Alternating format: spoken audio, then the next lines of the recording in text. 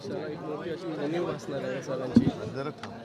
सरांचा कारकीर्द पाहिजे तर महापौरापासून लोकसभा अध्यक्षापर्यंत सरांचा साहजिकच अत्यंत दुर्दैवी घटना आहे. आता तुम्ही जे विचारलं बरोबर आहे. मनोहर जोशी मुख्यमंत्री होते, मनोहर जोशी लोकसभेचे अध्यक्ष होते, मनोहर जोशी केंद्रीय मंत्री होते, पण त्याहीपेक्षा ते एक सच्चा शिवसैनिक होते. कोणताही पक्ष किंवा कोणत्याही व्यक्तीच्या आयुष्यामध्ये चढ उतार येत असतात. संकटाच्या काळामध्ये सुद्धा ते शिवसेना प्रमुखांसोबत राहिले, शिवसेनेसोबत निष्ठेने राहिले. एवढंच नव्हे तर ज्या वेळेला शिवसेना प्रमुखांना अटक झाली होती बेळगाव कारवारच्या सीमा आंदोलनाच्या वेळेला, तेव्हा शिवसेना प्रमुखांसोबत मनोहर जोशी आणि दत्ताजी साळवीसुद्धा होते. एकूणच जीवाला जीव देणारे हे सगळे शिवसेना प्रमुखांचे निष्ठावान शिवसैनिक हे आपल्यातून निघून जात आहेत. हे फार मोठं एक दुर्दैव आहे. आणि आज मी नेमका बुलढाण्याला आहे. मी आता निघालोच आहे मुंबईला. लवकरात लवकर मी पोहोचण्याचा प्रयत्न करतो आहे. पण पूर्ण शिवसेनेच्या वतीने, शिवसेना परिवाराच्या वतीने आणि साहजिकच आहे ठाकरे कुटुंबियांच्या वतीने मनोहर जोशीजींना मी भावपूर्ण श्रद्धांजली अर्पण करतो.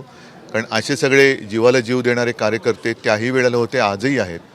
म्हणून शिवसेना ही प्रत्येक वेळेला संकटावरती मात करून पुन्हा उभारी घेऊन उभी राहते. पक्षाच्या स्थापनेपासून बाळासाहेबांसोबत सर होते आणि आज पक्षाचं अशी घटना आहे पक्षाची की पक्षामध्ये फुटी झाल्या आहेत. त्याच्यानंतर देखील सर आपल्या सोबतच कायम होते. मग ती उणीव कुठेतरी भासेल का शिवसेनेला? मी तुम्हाला म्हटलं ना की ही पहिली फळी. मनोहर जोशी हे शिवसेना नेत्यामधील पहिल्या फळीतले शिवसेना प्रमुखांचे सहकारी आणि त्या सगळ्यांपासून स्फूर्ती घेऊन आजसुद्धा तरुण शिवसैनिक हे काम करत आहेत. आणि त्याचमुळे आपण बघतात की शिवसेनेवरती आत्तासुद्धा संपवण्याचा जरी प्रयत्न केला तरी शिवसेना संपत नाही, उलट ती वाढते. ह्याचं कारण ह्या सर्व तमाम नेत्यांनी जी आपल्या आयुष्याची महत्त्वाची वर्ष शिवसेना रुजवण्यासाठी वेचली ती आता मुळं धरून पुन्हा शिवसेनेला उभारी देत आहेत. विकासाची दृष्टी होती त्यांच्याकडे एक जसं मुंबई पुणे एक्सप्रेस हायवे असेल किंवा बघा आता मला सगळ्या गोष्टी मी काही बोलू शकत नाही. कारण साहजिकच आहे हा एक दुःखद क्षण आहे. त्याच्यामुळे सगळ्या गोष्टी आता बोलणं मला पण अवघड होतं आहे.